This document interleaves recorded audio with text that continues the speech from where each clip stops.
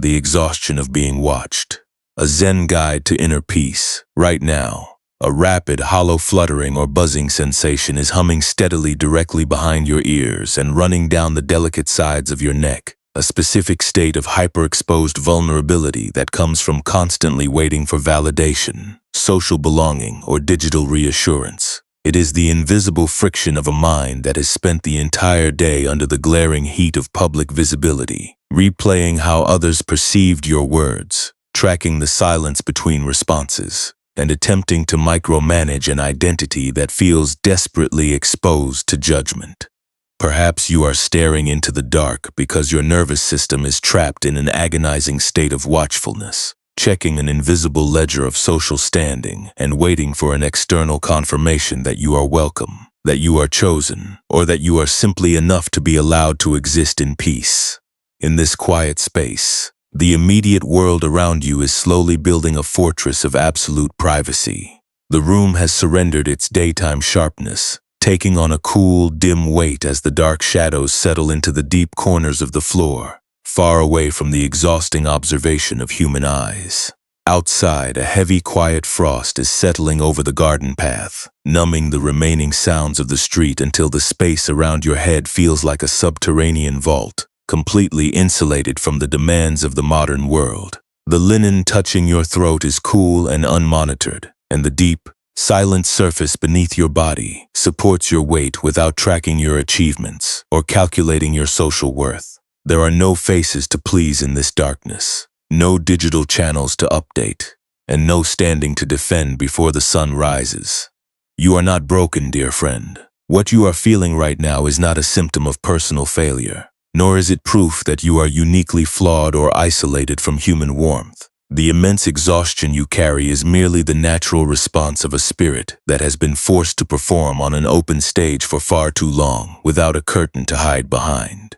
Tonight, we will not force the mind to be silent, nor will we demand that you banish these frantic longings for reassurance from your thoughts. We will not treat your social anxiety as a flaw that must be violently corrected, or your need for approval as a mistake that must be punished in the dark. Instead, we are going to change the way your awareness holds this hypervigilant pattern, learning how to seal the lid on the world's evaluations so that your heart can finally ferment its own peace in the dark.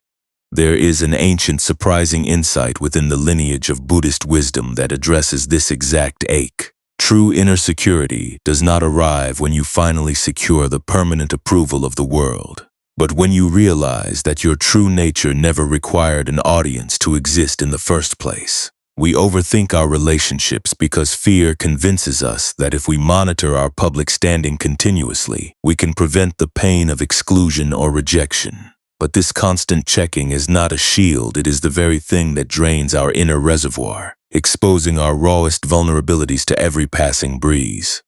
Peace is found not by winning the argument of validation, but by letting the mind drop its external dependencies entirely, allowing your awareness to settle like deep, unmonitored liquid into its own quiet baseline beneath the earth. Maybe you have felt this too during those long, dark hours when your phone lies face down, but your thoughts continue to scan the silence for a sign of reassurance or a hint of belonging. If it feels right, take a slow breath into the absolute bottom of your lungs, noticing the quiet, cool expansion of your abdomen and the way the air naturally leaves your frame without your supervision. You do not need to force anything into a state of perfection right now, and absolutely nothing is required of you before the sun rises. The social circles you navigate, the unread messages waiting in the digital ether, the opinions of peers or strangers, all of these things can exist exactly as they are without your active management tonight. You are safe enough to soften the rapid electric buzzing behind your ears. When we constantly seek external confirmation to prove our value, our internal world begins to resemble an old earthen vessel buried deep in a subterranean stone cellar, containing a precious indigo dye. An indigo vat is a living ferment, a structure that requires absolute darkness, cold limestone walls, and total isolation from the outer air to develop its true deep blue color. If the lid is left undisturbed, the quiet dark does the work, allowing the leaves to settle and the liquid to stabilize into a magnificent permanent shade. But if an anxious hand keeps lifting the heavy stone lid every hour to check if the color is rich enough, or if a curious eye continually forces light into the vault to see if the process is working, the oxygen spoils the delicate blend. The liquid sours, the fermentation fails, and the color can never fix within the fabric. Your mind, in its habit of constant checking, has been continuously lifting the lid on your own internal sanctuary, exposing your raw vulnerability to the dry, harsh air of other people's opinions. You look for peace, yet the vessel remains agitated, not because you lack inner strength, but because you are refusing to let the lid rest undisturbed in the quiet dark long enough to settle. The suffering you feel is the pressure of that constant exposure, the internal tension of trying to cultivate a stable sense of self while continuously presenting it to an audience for evaluation. Let yourself notice that rapid, checking reflex without judging it as a weakness. The habit of looking outside for a sign of safety is merely a misplaced form of care, a way the heart tries to protect itself from the pain of isolation. But tonight, that care can take a different, cooler shape. In a moment, our journey will take us down the stone steps of an ancient valley convent, where the nature of this unmonitored rest becomes visible through a different lens, showing us how a hypervigilant mind can learn to seal its own boundaries without any struggle at all. For now, let your awareness rest within the simple, unrefined reality of your physical body, allowing the hollow buzzing behind your ears to be exactly as it is, fully supported by the deep privacy of the night, down in the sunken stone cellar built underneath a storage barn, where the earth provided a constant, freezing cold. The air always smelled of fermenting indigo leaves, damp limestone, and ancient frost. It was a subterranean world completely cut off from the bright glare of the valley above, a place where time seemed to slow down to match the gradual settling of dust on the stone floor. In this low valley convent lived a young novice named Chio, whose mind was constantly tormented by a restless state of social anxiety. She had been assigned to the dye works only 2 seasons ago, but every evening her thoughts would twist into a tight knot, replaying her interactions with the elder nuns, agonizing over whether her head bow was deep enough, or if the rhythm of her chanting had sounded awkward during the midday service. Chio carried an internal ache that made her jaw tight and her eyes constantly alert, searching the faces of those around her for some sign of inclusion or silent reprimand. Her internal world was a perpetual performance, an exhausting calculation of how to be noticed without being judged, how to blend into the community while ensuring she was still approved of. To her, every silence from her companions felt like a cold exclusion, and every glance felt like an evaluation she was quietly failing. Because of this vigilance, she found herself seeking continuous reassurance, asking the other novices if she had cleaned the cedar tubs correctly, or if her stitching on the temple robes was straight enough to escape scolding. At the lowest tier of the cellar, where the damp darkness was most absolute, worked Sister Jiko. Jiko was an elderly, stooped nun who had managed the indigo vats for 40 winters. Her hands permanently stained a deep, indelible blue that reached all the way up to her forearms. She moved with a slow, heavy step that made no sound on the wet stone, her spine bent from a lifetime of leaning over heavy earthenware. She was completely reclusive, speaking only in short, quiet phrases that seemed to emerge from the silence of the vault itself. Chio often watched her with a mixture of awe and confusion, unable to understand how someone could spend decades hidden away in a dark, unmonitored hole while the rest of the province celebrated the vibrant, public ceremonies in the upper courtyard. One morning, after a week of variable weather, the main indigo vat in the center of the cellar began to show signs of distress. The liquid inside the massive clay jar did not foam with its usual sweet yeasty aroma. It sat flat and pale, its deep blue tint receding into an unstable muddy gray. Chio had been left in charge of this specific blend, and the sudden decline of the color filled her with a sharp, visceral panic. Terrified that her negligence would be exposed to the entire convent, she spent hours running down the wooden stairs, lifting the heavy oak lid to peer inside, stirring the mixture with a long wooden pole, and holding an oil lamp close to the surface to check if the blue was returning. The more she probed, the more the liquid soured. As the evening light faded from the small high ventilation slots near the roof, Sister Jiko descended into the cellar, carrying a charred cedar stirring paddle with a notched handle that had been used for decades to check the depth of the sediment. The old nun did not offer words of correction or join Chio in her frantic monitoring. Instead, she laid the notched paddle down on a damp stone bench, took a slow, heavy step toward the clay vessel, and looked down at the young novice's trembling hands. The only sound in the entire underground space was the low drip of condensation sliding down the limestone walls and the rapid, erratic fluttering of Chio's breath. Jiko reached out her blue-stained hand and gently placed it over Chio's fingers, stopping her from lifting the wooden lid yet again. The old woman did not look into the young girl's eyes. She kept her gaze fixed on the heavy, dark timber of the cover. With a slow, unhurried motion, Jiko picked up the charred cedar paddle and dipped it just once into the liquid, measuring the stillness of the center rather than searching for the color. When she pulled the wood out, the liquid on the blade was watery and thin, ruined by the constant introduction of light and air. Chio began to weep silently, her voice tight as she confessed her terror of failing the convent, her dread of being seen as incompetent by the elders, and her desperate need to know if the color would fix before the mourning cloth arrived. She explained that she had only kept checking because she wanted to be certain she was doing well, that she needed a sign that her labor was acceptable. Jiko listened to the confession without moving, her stooped frame as still as the stone pillars supporting the floor above. The old nun reached down, took a handful of wet, unrefined gray clay from a bucket near the wall, and began to smear it thickly along the outer rim where the wooden lid met the earthenware throat of the vat. She sealed the gap entirely, ensuring that no draft could enter and no curious eye could look inside. Then Jiko handed the remaining wet clay to Chio, pointing to the open gaps in the stone wall, where the external light from the upper courtyard occasionally flickered through the cracks.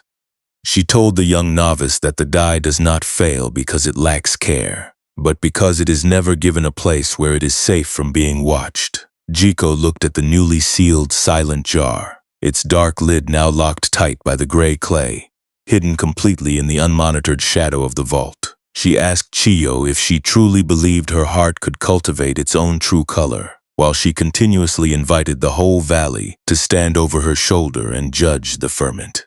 In that quiet moment, with the cold smell of the wet clay on her palms and the absolute dark settling over the sealed vessel, a deep wave of emotional recognition washed through Chio's chest. The sound of the dripping water and the cool, unmonitored air of the cellar seemed to cut through the long internal noise she had carried. For months she looked at the sealed vat, resting in its total, protective anonymity, and she recognized the precise nature of her own exhaustion. The vulnerability she felt did not come from her lack of skill, nor did it come from the judgment of the elder nuns. The vulnerability came from her own habit of continuously lifting the lid on her inner world, exposing her rawest, unformed self to the cold glare of public evaluation because she was too afraid to let herself rest in the dark. The old nun picked up her notched paddle and began her slow, heavy walk back toward the rear of the cellar, leaving Chio alone in the cool, silent obscurity of the vault. In a moment, this story will bring the wisdom of the cellar closer to the specific anxieties of your own life. But for now, let that image of the sealed earthenware jar rest within your thoughts, noticing how the finest colors are always born in the places where no one is looking. This ancient glimpse into the underground dye vault is not telling us to stop feeling our natural human desire for connection, nor is it asking us to become cold, detached, or indifferent to the relationships that shape our lives. It is not an invitation to build a cynical wall around your heart, or pretend that the silence of someone you care about doesn't cause a real, stinging ache in your chest. Buddhist wisdom does not expect you to look at a delayed response or an ambiguous glance and feel nothing but an empty, unfeeling vacuum. Instead, it is exposing something much quieter and far more protective. It is showing us that the primary source of our exhaustion is rarely the simple silence of the world, but the desperate, hyper-vigilant way the mind holds that silence, turning a quiet moment into an active threat. When we look directly into this pattern, we can see how we continuously add a second wound to the first. The first wound is simply what life brings, an unreturned message, an unreadable facial expression. a social circle that shifts its focus, or the natural reality that other people are often too consumed by their own internal storms to notice our vulnerability. This first pain is clean, an unavoidable part of living among other complex, preoccupied human beings. But the second wound is the one we construct ourselves in the dark hours of the evening. It is the frantic internal narrative that insists their silence is proof of our lack of worth, that we are being pushed out because we are fundamentally flawed, or that we must completely alter our personality to secure their next nod of approval. This second wound is the wet clay we throw against our own mirror, clouding our vision until we cannot see our own innate dignity. What we often describe as attachment in our modern lives is not a deep expression of love, but the tight, suffocating grip that says, I must see a reflection of my worth in your eyes right now, or I cannot allow my nervous system to drop its guard. It is a state of chronic emotional craving, an internal hunger that transforms the simple, unmonitored space of the present moment into a dangerous vacuum. We treat our own quiet presence as an unfinished product, an incomplete garment that must be continuously held up to an audience for inspection and validation before it is allowed to exist. We become addicted to the micro-reassurances of a glance, a notification, or a polite word, and when those fragile currencies are withheld even for an hour, our internal foundation begins to shake. But the great, steadying insight of this tradition reminds us that no human opinion stays fixed in a single form, and that our desperate attempt to anchor our security to something as shifting as other people's moods is what exhausts the heart. Human approval is like a low mist passing through the valley. It changes with the wind, expands and contracts without warning, and can never be hoarded or locked in a chest. When we bring a soft, non-judgmental awareness to our checking habits, we are not trying to erase our longing for belonging.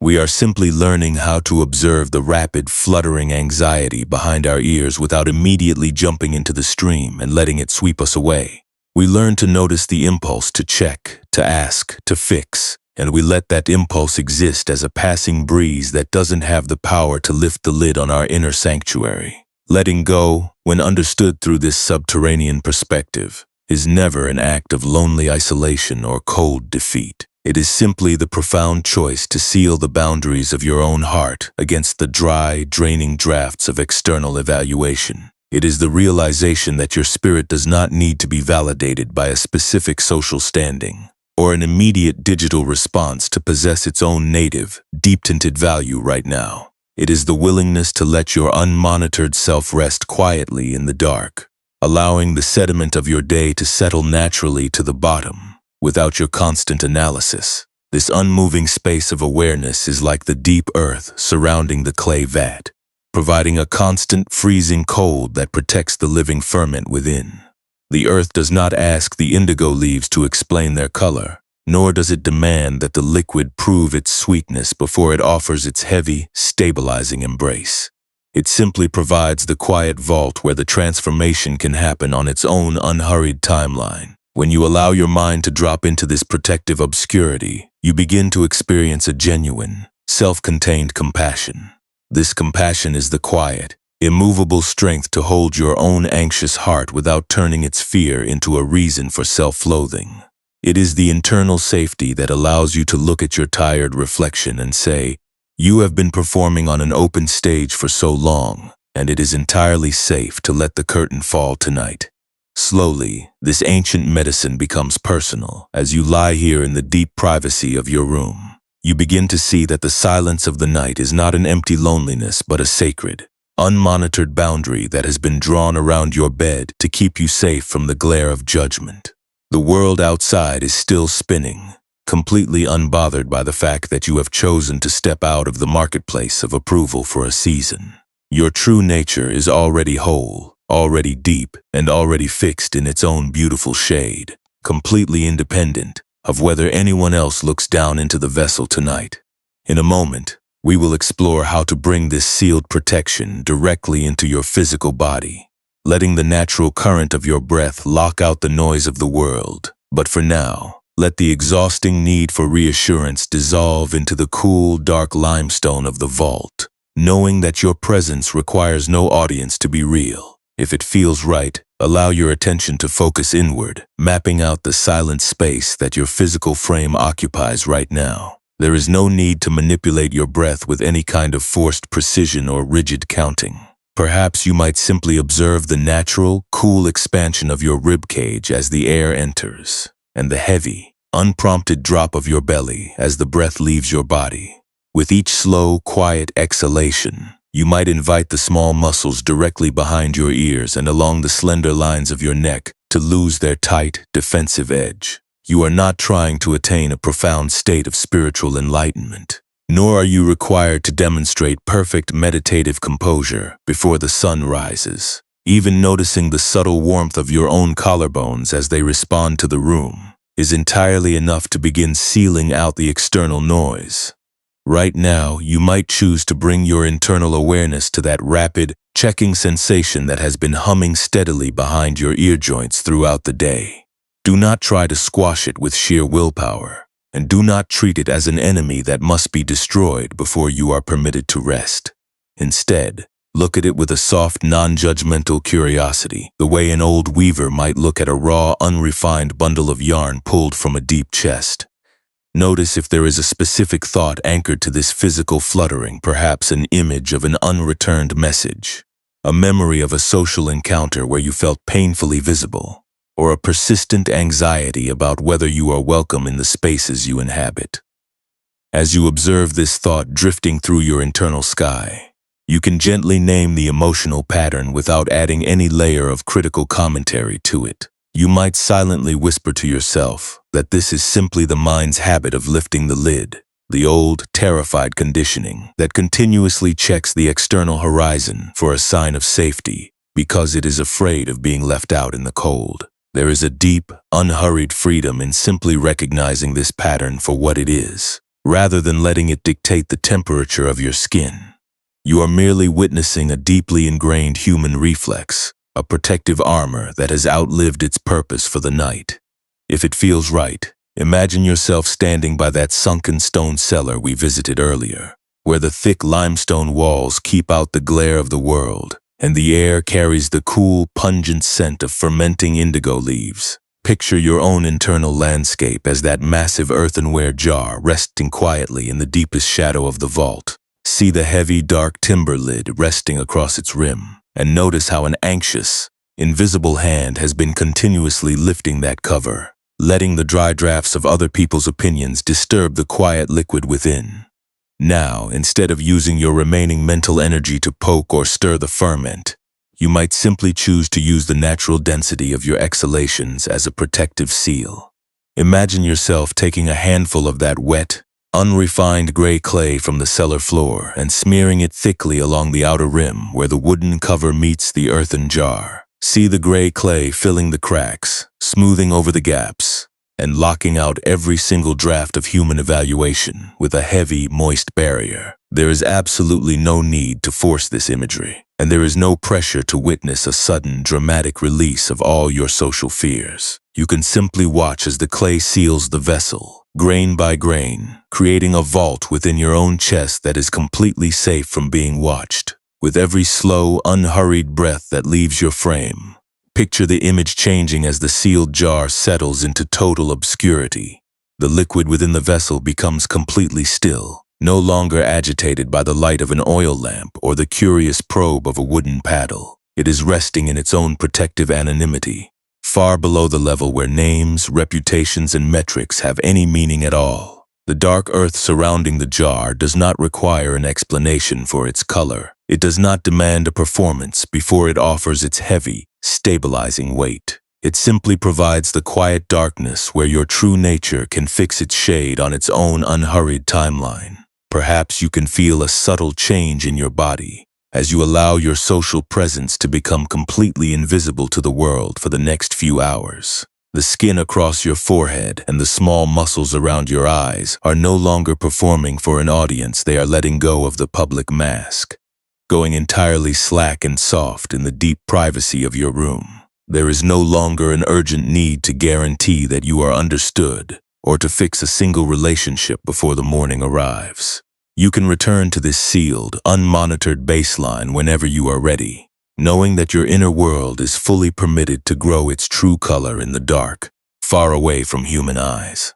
What happens within your nervous system when you stop treating the silence of others as an accusation that needs to be answered by your thoughts? Could it be that the security you have been searching for is not hidden in the next notification or the next nod of approval, but is quietly breathing right here, beneath the heavy clay lid you have finally chosen to let rest? Let your awareness drop into the cool, deep limestone of this internal vault, allowing any remaining thoughts of vulnerability to float harmlessly across your mind, like loose dust settling on a stone bench. In a moment, our journey will take us to an isolated textile compound near the salt marshes, where the nature of this trust reveals a deeper, more permanent transformation. But for now, let your breath continue its quiet, sealing rhythm, fully protected by the darkness of the night. Further up the coast, away from the low valley convents, the coastal landscape flattened into an isolated, stone-walled textile compound situated near a high salt marsh where the wind was damp, but the rooms were completely silent. In this desolate place, the air smelled of dried salt crust, weathered granite, and the sharp, clean bitterness of unwashed linen threads. The compound was built entirely from heavy local stone to withstand the Atlantic gales, creating an interior world where the only regular sound was the deep, rhythmic thud of a hand loom hitting the frame. In this reclusive setting lived an aging master weaver named Seshu, who had grown almost entirely reclusive in his old age, speaking only with a low, dry whisper that required people to lean close to capture his meaning. Seshu's workshop was populated by an apprentice named Kageki, who carried an internal wound that made his forehead permanently furrowed and his chest feel like an iron cage. Kageki had arrived at the salt marsh after being dismissed from the imperial weaving guilds in the capital, a public disgrace that had left his sense of worth shattered into small, jagged pieces. For 3 years, his mind had been trapped in a relentless cycle of overthinking, constantly replaying the day his work was rejected by the court overseers. He lived with a biting, daily terror that his current creations were mediocre. And because of this fear, he was obsessed with monitoring how the local merchants perceived his talent. He would spend hours standing by the main gate, checking the expressions of anyone who touched his fabrics, desperately looking for a nod, a smile, or any tiny fragment of praise that could heal the humiliation he carried in his vest. This intense thirst for validation had turned Kageki into an aggressive perfectionist. He would spin threads until his thumbs bled. Yet the moment a bolt of cloth was finished, he could not bear to leave it alone. He would pull the woven sheets into the daylight, measuring the density of the warp under a glass, rechecking the alignment of the border, and asking the other weavers if the pattern was striking enough to win back his lost reputation. His mind treated every casual comment from a passerby as an absolute truth if a merchant paused without buying. Kageki's thoughts would instantly declare that he was a total failure, that his hands had lost their skill, and that he was doomed to remain an exile in the mud forever. One autumn afternoon, a major order of ceremonial robes was scheduled to be inspected by a senior clerk from the regional governor's estate. This was the exact opportunity Kageki had been engineering for months, a chance to have his work seen by someone connected to the high circles of the province. He had spent 40 days preparing a specific piece of dark blue linen, using a deep indigo base that he had guarded with fanatical care. As the official's carriage entered the compound courtyard, Kageki's pulse began to leap against the sides of his throat, his breath coming in shallow, erratic bursts. He laid the blue cloth out across a long limestone table in the center of the room, his hands trembling as he smoothed the corners, waiting with an agonizing hunger for the official's evaluation. The clerk walked into the stone room, his silk robes rustling against the granite floor. He was a small, severe man, whose face remained completely expressionless as he approached the table. He did not admire the texture, nor did he praise the depth of the hue. He simply reached out with a manicured finger, flipped the edge of the fabric over once, and noted in a flat, indifferent voice that the weight was slightly too heavy for summer wear. He did not offer a scolding, nor did he reject the piece completely. He simply marked his ledger with a small charcoal line, and walked out of the room to inspect the grain storage, leaving Kageki standing alone in the damp chill of the workshop. The indifference of the clerk hit Kageki like a physical blow. The rapid, hollow buzzing behind his ears turned into a deafening roar of shame, and his mind immediately began to spin an elaborate narrative of ruin. He felt an overwhelming impulse to slice the fabric from the frame, to smash the cedar shuttles, and to lock himself in his small sleeping cell to escape the imaginary whispers of the other apprentices. Just as his fingers gripped the bronze shears on the bench, Master Seshu stepped out from the shadow of the rear pillars, carrying a large, flat limestone lid, sealed with wet, unrefined gray clay around its rough rim, the cover to an old, unused dye jar that sat in the corner of the courtyard. The old master did not offer a speech about resilience, nor did he try to convince Kageki that the clerk was mistaken. Instead, he walked slowly to the limestone table, laid the clay-rimmed stone lid directly over the center of the blue fabric, and stood perfectly still, his eyes fixed on the gray, unpolished slate. The wind from the salt marsh rattled the heavy iron hinges of the shutters outside, but inside the room the silence was absolute. Seshu reached out his withered hand, touched the cold handle of the limestone lid, and took a single, deliberate breath, letting his shoulders drop down completely before he spoke a single word. In his low whisper, Seshu told the young man that when a stone is thrown into a salt marsh, the water does not spend its nights replaying the splash or asking the reeds if the ripple looked elegant to the sky. It simply allows the mud to close over the impact, returning to its own flat, silent baseline within an inch of time. He pointed to the sealed limestone lid, resting on the cloth, and explained that Kageki's torment was not coming from the clerk's indifference, but from his own habit of treating every passing comment as a permanent monument that defined his existence. He asked the apprentice if he would continue to let his heart be an open road for every stranger's boots to trample, or if he would finally learn the discipline of the sealed lid. Standing in the gray light with the cold smell of the salt wind on his face, something shifted deep within Kageki's chest. The sight of the heavy, unadorned stone resting on his work seemed to cut through the long internal court case he had been running for 3 years. He took a slow breath, matching the unhurried cadence of the old master, and as the air left his body, he let go of the bronze shears, allowing them to drop onto the wood with a quiet clatter. He did not magically forget the humiliation of his past, nor did he suddenly become indifferent to his craft. The clerk's mark was still in the ledger, and his exile was still real. But in that single moment, he stopped treating his anxious thoughts as absolute truth. He chose to sit down directly on the stone bench by the table, sitting with the uncertainty of his future, without attempting to fix it with an explanation. The transformation was small, a subtle shift in his relationship with his own suffering, but it was real. He did not run from the room or destroy the linen. He simply allowed the piece to exist exactly as it was, slightly too heavy, unpraised, yet completely whole in its own right. He reached out his hand, touched the rough edge of the limestone lid, and allowed his mind to settle into the same quiet anonymity that protected the fermenting jars in the cellar. In a moment, this quiet realization will help us untangle the specific psychological mechanisms of your own evening thoughts. But for now, let yourself rest within that stone-walled compound by the marsh, knowing that you do not need to win the world's approval to find your own solid ground tonight. When we look directly into the hidden machinery of our evening restlessness, we can see that our deepest torment does not come from our circumstances, but from the invisible architecture of our internal defenses. We operate under the continuous, exhausting illusion that if we just analyze our lives with enough vigilance, we can somehow force reality into a shape that feels permanently safe. We live in a state of quiet, chronic resistance to whatever is unfinished, unpredictable, or unresolved within our lives. We replay old conversations to see where we lost ground. We rehearse future crises to ensure we will not be humiliated. And we demand that our social networks provide an endless supply of reassurances to prove that we still belong. This constant need for external approval turns our inner world into a busy public square, a crowded marketplace where we are always presenting our rawest vulnerabilities for evaluation. We begin to use self-judgment as a severe, misguided tool for self-preservation.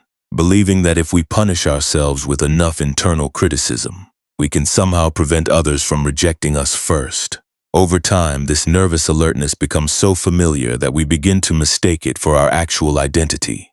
We weave our old rejections, our missed connections, and our public embarrassments into a heavy cloak of personal shame. And then we wonder why our chests feel like cold stone when the daylight fades. We become terrified of letting the lid rest undisturbed, because we are afraid that if we stop monitoring the vessel, there will be nothing left of us at all. But the timeless inheritance of Buddhist wisdom points toward a profoundly different way of relating to this internal noise. The core of this understanding rests upon a simple, vital distinction between what is called the first pain and the second pain. The first pain is merely the unpreventable weather of being a human being alive in an unmapped world. It is the flat, indifferent comment of a senior clerk. It is the natural silence that grows between friends during a busy season. It is the blunt reality that we cannot control how others perceive our work or how fast our lives move toward our goals. This first pain is entirely neutral, an unavoidable crossroad that carries no personal malice toward your name. It is simply the saltmarsh wind being the saltmarsh wind, blowing across the stone compound without checking if your skin is warm enough. The second pain, however, is the heavy, suffocating layer of suffering that the mind manually adds to that initial wound.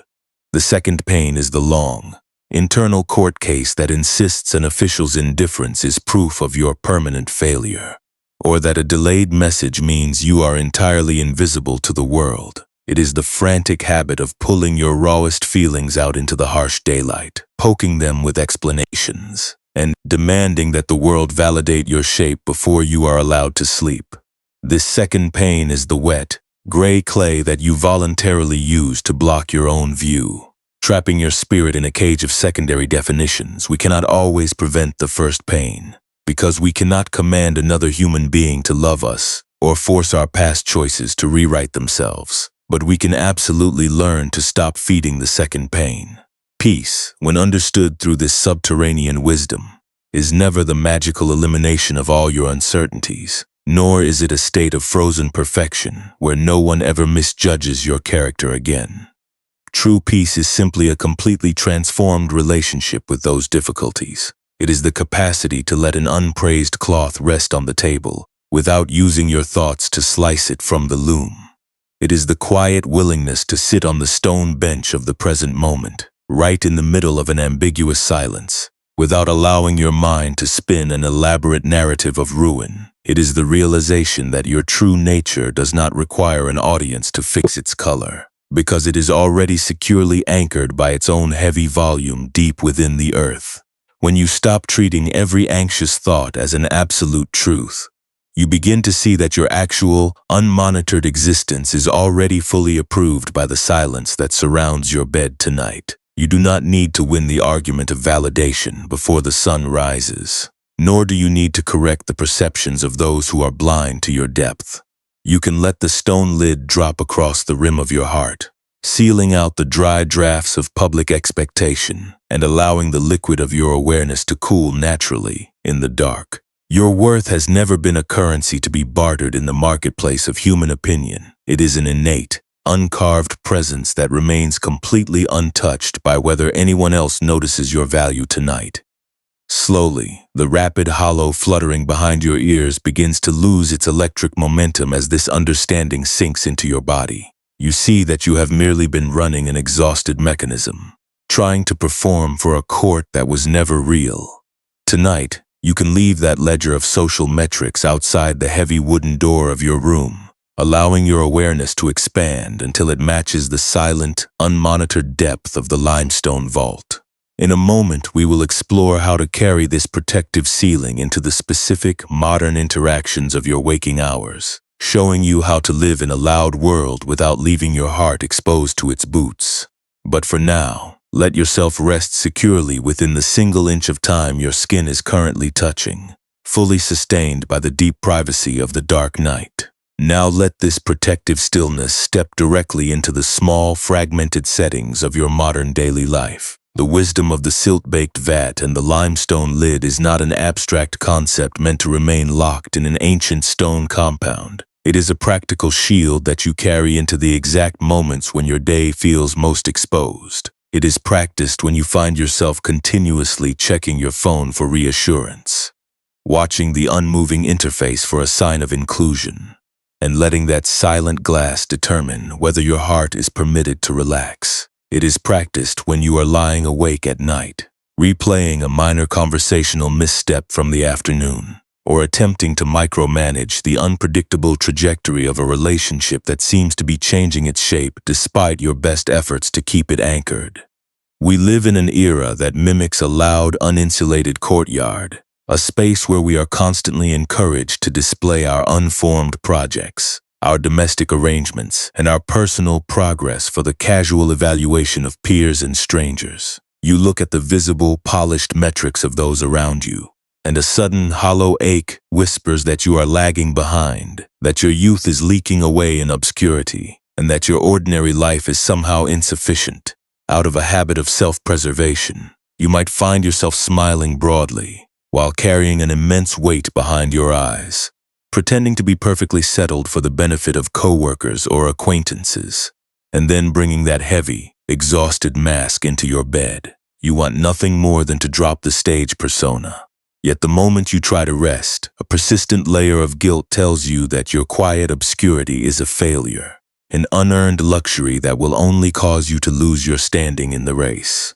But the great, steadying relief of this ancient training is the realization that peace is never a public monument you achieve by winning the world's permanent approval. It is a quality of unmonitored privacy you bring to these exact, ordinary seconds. It is the simple understanding that peace is practiced in small moments when no one is looking down into your jar. It is the brave choice to take a single, slow breath before answering an aggressive notification or reacting to a cold silence, allowing your shoulders to drop before you join the internal court case. This deliberate pause is a profound form of inner wisdom, an intentional act of smearing clay along the rim of your heart to lock out the draining drafts of external evaluation. Within this quiet refuge, you can begin to see that not every anxious thought that crosses your mind deserves your obedience, and not every fluttering feeling is a command that requires your immediate compliance. When your thoughts begin to spin an elaborate narrative about future isolation or past mistakes, you can simply observe that movement as a drift of loose dust passing across a stone cellar.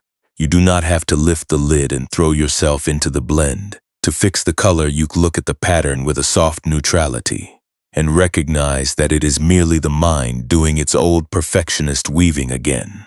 By refusing to present your vulnerabilities to an audience for verification, the frantic checking reflex naturally runs out of momentum, settling like sediment to the bottom of an undisturbed vessel. You are fully permitted to rest tonight without earning it through a list of public achievements or a guaranteed social standing. Your value as a living form is already completely established by the simple, quiet fact that you are breathing here in the dark, an uncarved presence that requires no external validation to maintain its place in the world. You do not need to possess an immaculate record of social confidence, an unbroken string of professional successes, or a life that looks perfectly organized under the glare of public scrutiny. The path your feet have actually trodden with all its unpraised linen, awkward silches, and unmonitored spaces is the only ground that can safely hold your weight tonight. As you allow these words to sit quietly in the room, the internal pressure to perform for an audience begins to drain out through the open spaces of your awareness. The rapid, hollow buzzing behind your ears is no longer a command to be managed. It is simply a tired nerve that is finally being allowed to cool in the deep privacy of the night. You can leave the digital marketplace outside the heavy door of your room, recognizing that the opinions of others can exist without your active supervision for the next few hours.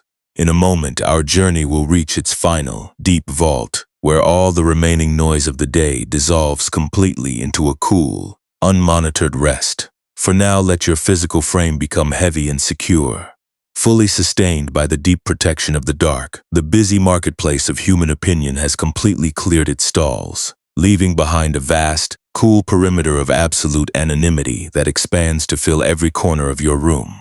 The long, intricate arguments of the day, the persistent anxieties of evaluation, and the restless urge to check for validation have fully spent their electric momentum, dissolving into the heavy, unmonitored dark like dry salt scattered over a silent marsh. There is no longer a public stage to maintain, no unread character lines to rehearse, and no uncarved piece of fabric that needs to be held up to the light for inspection. The entire architecture of your social dependencies is softly uncoupling itself from your awareness, leaving nothing behind but the slow, deep baseline of a physical form resting completely unseen in the subterranean quiet. Let your physical frame become entirely heavy now, sinking down through the supportive linen beneath your shoulders, as if you were that earthenware vessel, settling permanently into the freezing cold of the limestone vault. The small muscles directly behind your ears, the tight hinges of your jawbone, and the wide expanse across your upper ribs are all receiving a total, unconditional permission to drop their defenses and go completely slack. Your breathing has become remarkably quiet, a soft, unprompted rise and fall of the chest that requires no guidance, no monitoring, and no conscious supervision from your analytical mind. The air simply arrives, cooling the deep chambers of your lungs, and then glides away into the dark, carrying the remaining grain of public expectation out into the unvisited spaces of the night. You are completely permitted to stop managing your relationships for the next few hours. The unreturned messages, the ambiguous silences, and the incomplete ledgers of social standing can all rest quietly under their sealed stone covers, without your intervention. The vast, underground network of the world does not require your hypervigilance to keep its balance. It operates on its own ancient organic timeline, fully capable of sustaining your life while you rest in obscurity. You have returned to the native sanctuary of your own unmonitored presence, a safe, self-contained home that has never required an audience to maintain its intrinsic, deep-tinted value. Listen to the absolute stillness that is growing between the slow drops of condensation on the limestone walls of your mind. The gray clay of non-judgmental awareness has completely filled the cracks around your heart, locking out the draining drafts of external evaluation and leaving the internal vault perfectly secure, dark, and still. You do not need to be anything other than what you are right now, a quiet liquid fermenting in its own protective sanctuary, completely free from the obligation to perform, to fix, or to justify your shape to the coming dawn. The day is fully spent, the courtyard is empty, the stone lid is down, and the boundaries between your spirit and the quiet night are softly melting away into the dark. Let yourself slide effortlessly into the deep, dark expanse of a dreamless and unbroken sleep, allowing your awareness to settle like deep sediment to the absolute bottom of the vessel. What if the true permanence of your shade was never waiting to be discovered by an observer, but has always been resting right here, in the profound safety of the places where no one is looking? The silence beneath the earth deepens, an immovable expanse of cool stone that provides a permanent sanctuary for the liquid resting within its core. It is a presence that remains completely indifferent to the names, titles, and social roles that are traded so fiercely in the waking world above, matching its undisturbed cadence perfectly to the heavy, horizontal rest that is now claiming your body. In this deep, unvisited vault, the fermenting color does not struggle to prove its beauty, nor does it send out frantic signals into the dark to ensure it has not been forgotten. It is entirely content to exist in absolute, protective obscurity, saturated by its own native weight, and fully uncoupled from the exhausting necessity of maintaining a public identity. Let your mind mirror that heavy, sealed vessel as you lie completely still in the dark, the persistent thoughts that tell you that you must fix your relationships before morning, or that you must analyze every social encounter to guarantee your safety, are losing their sharp, structural grip on your awareness. They are becoming fluid, soft, and increasingly distant, like the slow drip of water sliding down an ancient stone wall in a room that hasn't seen the light for 100 winters. You do not have to argue with these habits of thought, and you do not have to throw yourself into the court case of self-criticism. You can simply allow them to exist as small, passing shadows in the wide perimeter of your mind, watching them dissolve into the limestone until nothing remains but the profound, unmonitored peace of your breath. This is the quiet restoration of your spirit, the choice to seal the boundaries of your own heart against the draining drafts of human opinion. It is the realization that your true value has never been a performance to be evaluated, a credit to be earned, or a status to be defended on an open stage. The public mask you carried throughout the afternoon was merely a temporary shield built by a mind that was terrified of the world's coldness, a defensive armor that mistook constant visibility for true belonging. By letting that mask drop completely into the darkness tonight, you are not failing your potential. You are finally closing the gap between the character you felt forced to play and the beautiful, unadorned reality of the quiet liquid that is already whole beneath your skin.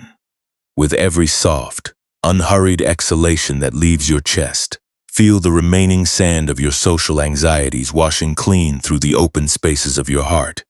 There is no effort required to seal these boundaries. No pressure to achieve a state of perfect inner healing before the sun rises, and absolutely no requirement to fix a single aspect of your history tonight. You are simply a living form resting in a quiet room, fully supported by the unyielding surface beneath you, and fully protected by the dense, non-judgmental obscurity of the night. The dark earth does not ask for your credentials before it stabilizes your frame. It does not demand a justification for the hours your spirit spent in hiding. It simply provides the quiet, cavernous vault where you are permitted to let go of your name and rest.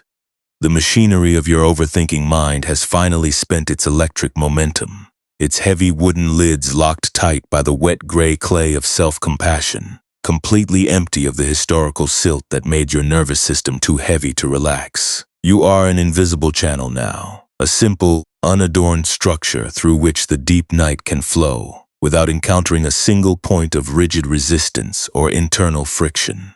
You do not need to carry your old rejections to prove that you are real, nor do you need to use shame as an instrument to correct your posture for tomorrow. You can leave the entire marketplace of approval outside the heavy wooden door of your awareness, recognizing that the world can exist perfectly well without your active management, and that you are unconditionally permitted to let your eyes go completely heavy. As the stillness settles into the deepest chambers of your lungs, the warm weight of your physical body becomes entirely integrated with the horizontal peace of the room. The boundaries of your exposure are melting into the cool air, leaving behind nothing but a weightless, unburdened presence that is already safe, already deep, and already home in the dark. There is nothing left to calculate, nothing left to steer, and absolutely nothing left to solve before the morning arrives. Let yourself drift away into the heavy, rhythmic peace of your body, sliding effortlessly into the deep, dark expanse of a dreamless and unbroken sleep, fully trusting the subterranean vault to cradle you exactly as you are. The dark earth remains constant, a thick and silent shield that has no knowledge of numbers, notifications, or the passing metrics of human success. It does not look into the vessel to see if the color has changed, nor does it ask the liquid to give an account of its day before offering its steady, grounding embrace. It simply surrounds the earthenware jar with an ancient, cool protection, isolating the ferment from the frantic noise of the valley above, and providing the precise stillness that the living blend requires to mature into its true nature. In this deep privacy, your awareness is no longer an item on display in a crowded market. It has returned to its own native anonymity, resting quietly in a vault that requires no validation from human eyes to maintain its solid foundation. Let your physical body adopt that same deep, unmonitored stillness as you lie completely relaxed in the coolness of the evening. The faint, lingering echoes of the day's obligations, the subtle thoughts that tell you that you are not doing enough, or that your progress is too slow compared to the visible paths of others, are losing their electric charge. They are becoming soft, fluid, and increasingly distant, like the quiet whistle of wind passing through the high stone crevices of a wall that is completely sealed from the room you are resting in. You do not need to push against those old habits of comparison, and you do not need to enter the courtroom of your thoughts to defend your choices. You can simply allow them to exist as small, passing drafts that cannot reach the quiet center of your chest, watching them slide away until nothing remains but the slow, heavy rise and fall of your breath. This is the gentle reclamation of your own inner territory, the willingness to drop the public persona at the edge of the bed and let yourself become completely invisible for the night. It is the realization that your true nature has never been a performance to be edited, a reputation to be secured, or an identity that depends on the shifting approval of a social network. The grand expectations you carried through the waking hours were merely a thin paper shield built by a mind that was terrified of being left behind, an exhausting armor that mistook continuous availability for genuine security. By letting that armor drop completely into the dark tonight, you are not abandoning your life. You are finally allowing your nervous system to return to the only sanctuary that has ever been real, the unmonitored space of your own breathing body. With every quiet, unhurried breath that enters and leaves your frame, picture the image of the sealed indigo vat settling deeper into the protective obscurity of the earth. The liquid within the clay is no longer agitated by the glare of an oil lamp or the curious probe of a wooden paddle. It is resting in its own self-contained sanctuary, far below the level where public titles, social standing, or digital metrics have any meaning at all. The dark limestone walls do not require an explanation for your silence. They do not demand a performance before they offer their heavy, stabilizing weight. They simply provide the quiet vault where your true nature can fix its shade on its own natural timeline, completely independent of whether anyone else looks down into the dark tonight. The machinery of your overthinking mind has finally run out of momentum, its heavy wooden covers sealed tight by the gray clay of a soft, non-judgmental awareness, completely empty of the historical silt that made your chest feel tight during the day. You are an empty vessel now. A simple, unadorned structure through which the deep night can move without encountering a single point of rigid resistance, comparison, or internal friction. You do not need to carry your past missteps to prove that you are trying, nor do you need to use shame as an instrument to correct your direction for tomorrow. You can leave the entire marketplace of human evaluation outside the heavy door of your room, recognizing that the world will continue to spin without your active management, and that you are unconditionally permitted to let your mind go completely soft. As the silence deepens around your bed, the warm weight of your physical form becomes entirely integrated with the horizontal peace of the night. The boundaries of your exposure are melting into the cool air, leaving behind nothing but a weightless, unburdened presence that is already safe, already deep, and already home in its own center. There is nothing left to calculate, nothing left to steer, and absolutely nothing left to solve before the morning arrives. Let yourself drift away into the heavy, rhythmic peace of your body, sliding effortlessly into the deep, dark expanse of a dreamless and unbroken sleep, fully trusting the subterranean vault to cradle you exactly as you are. The dark water within the sealed vessel remains completely unmonitored, resting in a deep and heavy containment that knows nothing of the frantic expectations of the valley above. It has reached its own native baseline, a quiet state of absolute privacy where the liquid no longer reaches upward to find a reflection or asks the clay walls if its shade is accepted by the world. It is simply there, deep and unmoving beneath the frozen earth, fully protected by the limestone vaults and entirely insulated from the demanding drafts of public performance. Within this sanctuary, your awareness is no longer an item up for inspection. It has dissolved into its own subterranean peace, far below the reach of human judgment and far away from the exhausting ledger of social worth. Let your mind settle entirely into that weightless, uncalculated dark, allowing the final remnants of your internal checking habits to wash out through the open spaces of your heart. You do not need to look for a sign of belonging tonight, nor do you need to guarantee that your path will feel certain, or your voice will feel secure when the morning arrived. The trajectory of your relationships, the state of your unfinished projects, the standing of your public reputation, all of these things can exist exactly as they are right now, completely independent of your anxious analysis. You are safe enough to drop the stage persona, to close the ledger of your losses, and to let your entire nervous system go completely slack, soft, and open like a plain piece of unwashed linen thread left in a silent chest. This is the native sanctuary that has never left you, the pure, untroubled presence that has sat quietly beneath every public mask you tried to construct, and every rejection you tried to fix through shame. The ancient lineage of wisdom pointed toward this very stillness not as a distant goal to be reached through decades of striving, but as the basic, unrefined texture of your own consciousness when it stops inviting the world to evaluate its shape. You do not have to earn this peace by completing a list of professional metrics or correcting the perceived missteps of your youth. It is already laid beneath your shoulders, an immovable reality that supports your weight without asking for a single justification or proof of your value. With every soft, quiet breath that passes through your lips, feel the vast, horizontal peace of the night settling into the deepest chambers of your lungs, soothing the tired nerves and cooling the rough grit of the day's hypervigilance. The machinery of your overthinking mind has fully spent its velocity. The heavy stone lids are down, sealed tight by the gray clay of an unmonitored resting place, and completely unbothered by the external winds that blow across the salt marshes outside. You are an empty vault now, a simple, unadorned structure that requires no defense against the sky, and no performance to maintain its place in the world. As the room grows increasingly still, let your mind dissolve entirely into the heavy, rhythmic peace of your body, allowing your weary soul to slide effortlessly into a deep, peaceful, and dreamless sleep. The day is fully resolved. The courtyard is empty, the stone is still, and you are unconditionally permitted to let go of the mask and drift away into the boundless mercy of the dark. There is nothing left to calculate, nothing left to steer, and absolutely nothing left to solve before the morning arrives.